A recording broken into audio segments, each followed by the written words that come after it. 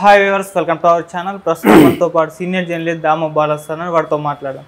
నమస్కారం సార్. నమస్తే సార్, తెలంగాణలో మరొక స్కామ్ వెలుగులోకి రావడం చూస్తున్నాం సార్. అది గొర్రెల స్కామ్ అంట. ఈ స్కామ్కు సంబంధించి తలసాని శ్రీనివాస యాదవ్ గారి ఓఎస్జీని అరెస్ట్ చేయడం జరిగింది సార్. త్వరలో ఇవన్నీ కూడా అరెస్ట్ చేస్తారు అని అంటున్నారు. అసలు ఏంటి గొర్రెల స్కామ్, ఎప్పుడు జరిగింది సార్ ఇది? యాక్చువల్గా మనకి గొర్రెల స్కీము, గొర్రెల్ని పంచడం అనే స్కీము కేసీఆర్ తీసుకొచ్చాడు. సో అలాంటివి ఆయన చాలా చేశాడు కదా కేసీఆర్ అప్పుడు. అది అందులో స్కామ్ జరిగింది పెద్ద ఎత్తునని గతంలో ప్రతిపక్షంలో ఉన్నప్పుడు రేవంత్ రెడ్డి విపరీతంగా ఆరోపణలు చేశాడు. దాని మీద ఆందోళన కూడా రేవంత్ రెడ్డి చేశాడు. సో ఎవరెవరు అధికారంలో, ఎవరెవరు ఈ కేసులో ఉన్నారు, మేము వచ్చిన తర్వాత ఏం చేస్తాం అనేది కూడా రేవంత్ రెడ్డి చెప్పాడు. అదేవిధంగా రేవంత్ రెడ్డికి అధికారంలోకి రాగానే 1 by 1 స్కాములంతా బయటికి తీసి అరెస్టులు కూడా స్టార్ట్ చేశారు. సో జగన్ కంటే కూడా రేవంత్ రెడ్డి ప్రతిపక్షాల మీద దూకుడికి వెళ్తున్నాడు. జగన్ ఏమో కేవలం చంద్రబాబుని అరెస్ట్ చేయడమో లేకపోతే తెలుగుదేశం నాయకుల మీద ఫోకస్ చేయడమో మాత్రమే చేశాడు. అధికారుల మీద జగన్ చేయలేదు. అధికారులని అరెస్ట్ చేయడం కానీ, వాళ్ళని అరెస్ట్ చేయడం, జైలుకి పంపించడం అని జగన్ చేయలేదు. ఇప్పుడు ఏబీవీ ఆయన వెంకటేశ్వరరావు ఉన్నాడు కదా, ఆయన మీద కక్ష ఖచ్చితంగా జగన్ తీర్చుకున్నాడు. కానీ జగన్ ఆయన్ని జైలుకి పంపించలేదు. ఆయన పదవిలో ఉండకుండా చేయడానికి ఏవేవి చేయాలో అవి చేశాడు తప్ప ఆయన్ని జైలుకి పంపించే అంత పని జగన్ చేయలేదు. ఇక్కడ ఈయనేం చేశాడు, అదే సేమ్ స్కామే కదా ఇది కూడా, ఫోన్ ట్యాపింగే. అక్కడ కూడా జగన్ చేసింది కూడా ఫోన్ ట్యాపింగ్ కేసే. కానీ దాన్ని అతను సీరియస్గా తీసుకొని ముందుకు వెళ్ళలేదు. ఇక్కడ ఏం చేస్తున్నాడు రేవంత్ రెడ్డి, ఫోన్ ట్యాపింగ్లో దాదాపు పోలీస్ ఆఫీసర్లు అందరినీ అరెస్ట్ చేశారు. ఒక్క ప్రభాకర్ రావు మాత్రమే బయట ఉన్నాడు. ఆయన కూడా లుకౌట్ నోటీసులు జారీ చేస్తున్నారు. ఆయన కూడా జైల్లో పెట్టే అవకాశం ఉంది. మిగతా పోలీస్ ఆఫీసర్లందరినీ అరెస్ట్ చేసేశారు. సో అట్లాగే అధికారులంతా కూడా అరెస్ట్ చేసే కార్యక్రమం రేవంత్ రెడ్డి చేస్తున్నాడు. కానీ అక్కడ జగన్ ఆ పనులు చేయలే, అధికారుల జోలికి వెళ్ళలేదు. మ్యాక్సిమం అతను కేసులు పెట్టాడు, కొంతమంది ఒకరిద్దరిని చేశారు తప్ప ఈ స్థాయిలో, ఈ స్కేల్లో అక్కడ జగన్ చేయట్లేదు. రేవంత్ రెడ్డి ఒక అడుగు ముందు కేసు చేస్తున్నాడు. జగన్ చేయకపోవడానికి కారణాలు నేను తర్వాత చెప్తాను. ఇక్కడ ఈయన చేయడానికి కూడా కారణాలు ఏమున్నాయి. అయితే ఇప్పుడు ఈ స్కాముల్లో ఒకటి గొర్రెల స్కాము. ఇది యాక్చువల్గా ఫిబ్రవరిలోనే 4గురిని అరెస్ట్ చేశారు. 4 అధికారులని దీంట్లో ఇన్వాల్వ్ అయినారని అరెస్ట్ చేశారు. ఇది యాక్చువల్గా ఏంటంటే రంగారెడ్డి జిల్లాలో ఈ స్కామ్కి సంబంధించి ఫస్ట్ బయటపడింది. వీళ్ళు ఇది మొత్తంగా ఏసీబీ దీని మీద పనిచేస్తుంది. ఏసీబీ ఏం నమ్ముతుందంటే టోటల్గా 700 కోట్ల స్కామ్ ఇది జరిగిందనేది ఏసీబీ నమ్ముతుంది. ఇప్పటి వరకు పెట్టుండేది మాత్రం 2 కోట్ల 10 లక్షలు స్కామ్ జరిగినట్టుగా పెట్టారు. మొత్తంగా ఓవరాల్గా ఇది 700 కోట్ల స్కామ్ అనేది ఏసీబీ అంచనా. ఇదేంటంటే ప్రైవేట్ ఖాతాలో కొంతమంది బ్రోకర్లను పెట్టుకొని ఎవరికో బినామీలకి గొర్రెలు ఇచ్చినట్టుగా ఇచ్చేసి ఏమీ ఇవ్వకుండానే బినామీ ఖాతాల్లోకి డబ్బులు వేసుకొని మళ్ళీ ఆ డబ్బుల్ని తమ వైపు తీసుకున్నారు అనేది ప్రధానమైన ఆరోపణ. ఆ గొర్రెలు అనేది పంపకం జరగలేదు, కానీ జరిగినట్టు పెద్ద ఎత్తున చూపించి ఆ బ్రోకర్లతో కొంతమందిని డబ్బులు ఇచ్చి వాళ్ళకి మాకు జరిగింది, మాకు గొర్రెలు ఇచ్చారని వాళ్ళ దగ్గర సంతకాలు తీసుకొని వాళ్ళకి ఇచ్చినట్టుగా డబ్బుల్ని వేరే వాళ్ళకి, బినామీ వాళ్ళకి ఇచ్చేసి వాళ్ళ ఖాతాల్లోకి వేసుకొని దాన్ని మళ్ళీ తమ రకరకాల పద్ధతిలో తాము వైట్ చేసుకున్నారు దాన్ని. ఇది బేసిక్గా ఇది ఆల్రెడీ ఫిబ్రవరిలో చేశారు. కొంతకాలం ఎలక్షన్లు కాబట్టి సైలెంట్గా ఉన్నారు. ఇప్పుడు ఎన్నికలు అవగానే మళ్ళీ ఏసీబీ రంగంలోకి దిగింది. నిన్న పశుసంవర్ధక శాఖ సిఈఓ సభావత్ రామచందర్ని అరెస్ట్ చేశారు. తర్వాత మన తలసాని శ్రీనివాస యాదవ్ వాళ్ళ OSD officer on special duty ఆయన కళ్యాణ్ ఆయన పేరు, ఆయన్ని కూడా నేను అరెస్ట్ చేశారు. వీళ్ళిద్దరిని అరెస్ట్ చేసి కోర్టుకు పెట్టారు. కోర్టు రిమాండ్కి పెట్టింది. సో తలసాని శ్రీనివాస్ యాదవ్ని కూడా అరెస్ట్ చేసే అవకాశం ఉంది. ఎందుకంటే ఆయన మీద కూడా ఈ కేసు పెట్టారు. ఆయన శాఖ అదే కాబట్టి పశు సంవర్ధక శాఖ. సో ఇది రేవంత్ రెడ్డి చేస్తున్నాడు. సో నేను ఇందాక చెప్పినట్టుగా రేవంత్ రెడ్డి జగన్ చేయలేని పని రేవంత్ రెడ్డి ఎందుకు ఇక్కడ చేస్తున్నాడు? జగన్ అన్న చాలా టైం తీసుకున్నాడు. ఇప్పుడు చంద్రబాబు అరెస్ట్ అనేది 4 ఏళ్ల తర్వాత జరిగింది. కానీ ఇక్కడ డే 1 నుంచే వచ్చిన రోజే ఈయన స్కాములు స్టార్ట్ చేశాడు. వచ్చిన రోజే ప్రగతి బాగుంది బయట ఉండి కొట్టడంతో స్టార్ట్ చేశాడు. జగన్ ఏమో అదే పని అక్కడ ప్రజావేదిక కూల్చేస్తేమో అతనికి నెగిటివ్గా పేరు వస్తే ఇక్కడ ఇతనికి పాజిటివ్గా పేరు వచ్చింది. దీనికి కారణం ఏంటంటే మనం ఆలోచిస్తే కొన్ని వ్యవస్థల్ని చంద్రబాబు మేనేజ్ చేసినట్టుగా దేశంలో ఎవరు చేయలేరు. చంద్రబాబుకి కేసీఆర్కి తేడా అది. చంద్రబాబు ఏంటంటే ఆయనకున్న మీడియా మీద ఉన్న పట్టు దేశంలో ఇంకెవరికి లేదు.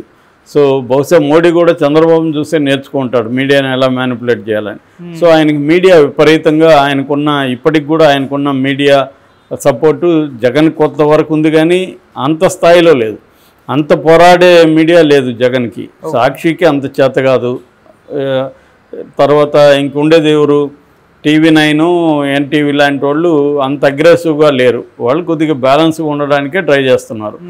అదే నీకు ABN కానీ, ఆంధ్రజ్యోతి కానీ, ఈనాడు కానీ, TV5 కానీ, ఈటీవీ కానీ, మహా టీవీ కానీ, వీళ్ళు అసలు కంప్లీట్గా కమ్ముకుంటారు చంద్రబాబు వైపు.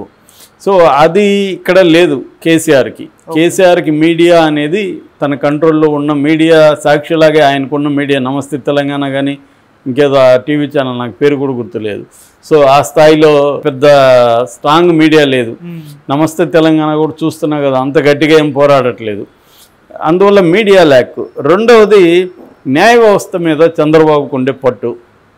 ఆయనకి లీగల్ సిస్టమ్ మీద, న్యాయ వ్యవస్థ మీద ఇప్పుడు కాదు, ఆయన ఎన్టీ రామారావుకు ముందు నుంచి కూడా, ఈవెన్ ఎన్టీ రామారావు తోయడంలో కూడా ఆయనకి న్యాయ వ్యవస్థని బ్రహ్మాండంగా ఆయన వాడుకోగలిగాడు. ఇది చంద్రబాబు పట్టుంది. అంటే తనకి ముందు నుంచి కూడా ఆయన విజనరీ అంటారు కదా, ఆ విజనరీ అభివృద్ధికి సంబంధించి ఉందా లేదనేది వేరే విషయం, కానీ ఆయన పర్సనల్ అభివృద్ధిలో మాత్రం చాలా లాంగ్ టర్మ్ విజన్ ఉంటుంది చంద్రబాబుకి. అంటే నెక్స్ట్ ఎవరు ఇక్కడ మన కులంలో బ్రైట్గా ఉండే లా స్టూడెంట్లు ఎవరు అని ఆయన ఆరాధీసి ఆ స్టూడెంట్ని తను స్పాన్సర్ చేసి వాళ్ళని మెల్లమెల్లగా న్యాయ వ్యవస్థలోకి పంపించి ఇలాగ కూడా చేశాడన్న అభిప్రాయాలు కూడా చాలామంది చెబుతూ ఉంటారు. సో ఏదేమైనా ఆయనకి న్యాయ వ్యవస్థ మీద అయితే బ్రహ్మాండమైన పట్టుంది. అందుకని జగన్ ఎవరైనా అరెస్ట్ చేసినా 24 గంటల లోపల అర్ధరాత్రులు కూడా జడ్జిల ముందు తీసుకెళ్ళి పెట్టి ఇమీడియట్గా బెయిల్ వచ్చేసిన సందర్భాలు ఉన్నాయి. మనం రఘురామకృష్ణరాజు విషయమే చూసాం కదా, ఒక్కరోజు కూడా జైల్లోకి పోనీయకుండా చేయగలిగిన ఇది ఉంది. అచ్చెన్నాయుడు విషయంలో కూడా ఇమీడియట్గా హాస్పిటల్కి తీసుకెళ్ళగలిగారు. బండారు సత్యనారాయణ ఇమీడియట్గా బెయిల్ వచ్చేసింది. అలాగే ఎవరినైనా కూడా జగన్ అరెస్ట్ చేయాలనుకున్నా ఇమీడియట్గా చేయగలడు. అదే కేసీఆర్ వీళ్ళ అధికారుల్ని, IAS అధికారుల్ని, ఇంతమందిని పోలీస్ అధికారులను చేయగలుగుతున్నా ఏం చేస్తున్నారు కేసీఆర్ వాళ్ళు? ఇప్పటివరకు బెయిల్ ఎవరికి రాలేదు. రాధాకృష్ణ దగ్గర నుంచి అందరూ, ప్రణీత్ రావు అందరూ లోపలే ఉన్నారు. సో ఇది ఫెయిల్ అనమాట. కేసీఆర్కి అప్పట్టు లేదు. మూడవది కులం. చంద్రబాబుకున్న కమ్మ సామాజిక వర్గం ఉన్న సపోర్టు ఇక్కడ కేసీఆర్కి లేదు. పేరుకి వెల్లమే కానీ వెల్లమంత స్ట్రాంగ్ కులం కూడా కాదు. దాని నుంచి అంత సపోర్ట్ కూడా లేదు. కమ్మల్లో ఉండే యూనిటీ వెల్లమల్లో కనబడదు మనకి. సో ఈ ఫ్యాక్టర్స్ ప్రధానంగా. సో రెండవది ఏంటంటే పార్టీ స్ట్రక్చర్లో కూడా చంద్రబాబుకి ఒక పోరాడే వాళ్ళు వివిధ వ్యవస్థలను పెట్టుకుంటాడు చంద్రబాబు. తన పార్టీనే కాదు, ప్రత్యర్థుల పార్టీలో కూడా తన మనుషులు ఉంటారు. సిపిఐ, CPM లాంటి వాళ్ళు తెలుగుదేశం కంటే కూడా గట్టిగా చంద్రబాబు వైపు పోరాడుతుంటాడు. ఆ రామకృష్ణని చూస్తే అతను CPI అని ఎవడు అనుకోడు, చంద్రబాబు మనిషి అనుకుంటాడు. ఈవెన్ నారాయణ అంతే. సో ఇలాంటి ఒక నెట్వర్క్ చంద్రబాబు బ్రహ్మాండంగా పెట్టుకుంటాడు. అట్లాగే అనేక ప్రజా సంఘాలు పెడతాడు. సో ఈ అన్ని వ్యవస్థలని ఎలా మేనేజ్ చేయాలి, ఎలా ఎప్పుడు ఏ వ్యవస్థను ముందుకు తీసుకురావాలి, ఇది చంద్రబాబు తెలిసినట్టు ఎవరికి తెలియదు. అందుకని జగన్ అధికారంలోకి వచ్చినా కూడా 2 ఏళ్ల పాటు జగన్ని ఊపిరాడనీయకుండా చేయగలిగాడు చంద్రబాబు. అంటే తను అనుకున్నదే చేయగలిగాడు, జగన్ అనుకున్నది చేయనీయకుండా బ్రహ్మాండంగా అడ్డుకోగలిగాడు. అదే కేసీఆర్ చేష్టలు ఉడిగిపోయి రేవంత్ రెడ్డి, నిజానికి రేవంత్ రెడ్డికి ఉండే మెజార్టీ ఎంత? 4 సీట్లు, ఇంకొకరు ఎవరో ఒకరు 5. ఆ 5 సీట్లు అంటే ఎంత బలహీనంగా ఉండాలి రేవంత్ రెడ్డి. అదే అక్కడ 150 సీట్లు జగన్, 23 సీట్లు చంద్రబాబు. జగన్ అనుకుంటే ఆ 23లో కూడా ఒక 20 లాగేయగలిగాడు. కానీ ఆ పని జగన్ చేయలేదు. ఈ 151 వచ్చిన జగన్ని చంద్రబాబు కంట్రోల్ చేయగలిగాడు. ఇక్కడేమో 4 ఎక్స్ట్రా ఉన్న రేవంత్ రెడ్డిని కేసీఆర్ కంట్రోల్ చేయలేకపోయాడు.